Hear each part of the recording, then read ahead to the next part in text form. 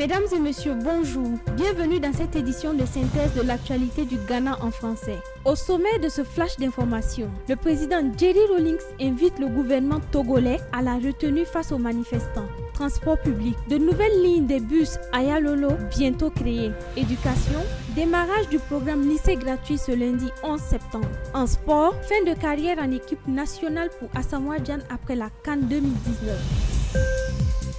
Une fois de plus, bonsoir et bienvenue. L'ancien Ghanéen président Jerry Rawlings a invité le gouvernement togolais à la retenue face aux manifestants. Dans une déclaration émise de son bureau et publiée ce dimanche, le président Rawlings a fait noter que les récentes déclarations font planer sur le Togo le spectre de la guerre civile. Il invite à cet effet le gouvernement togolais à prendre des mesures qui n'entraîneront pas une dégénérescence de la situation en un conflit civil. Car, dit-il, une guerre civile n'arrangera ni l'opposition, ni le gouvernement et les civils non armés qui en paieront un lourd tribut. Le Togo traverse une grave crise politique depuis quelques semaines avec des manifestations des forces d'opposition togolaises pour exiger des réformes électorales. On dénombre plusieurs victimes depuis le début des manifestations. Transport public au Ghana. Le gouvernement a annoncé son intention d'étendre les itinéraires des bus Ayalolo afin de faciliter les déplacements dans certaines régions du pays. Selon M. Obey Amoah, ministre du gouvernement local et du développement rural, au cours des 4 prochains mois, de nouvelles lignes seront construites et d'autres ajoutées en fonction de la fréquentation des Ghanéens de ce mode de transport. Il a encouragé les Ghanéens à utiliser les bus Ayalolo afin de le promouvoir.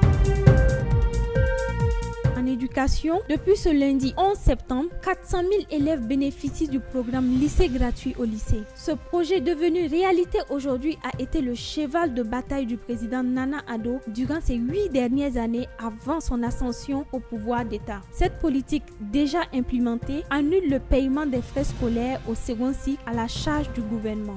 Le programme lycée gratuit s'étendra aux établissements agricoles, professionnels et techniques au niveau secondaire. Dans une récente déclaration, le chef d'État ghanéen a rassuré que son gouvernement a aussi inclus dans son plan la construction de nouvelles écoles secondaires publiques afin de mener à bien le projet. Le lancement officiel du programme lycée gratuit se fera en présence du président Nana Akufo-Addo demain mardi 12 septembre dans l'enceinte du West African Senior High School à Accra.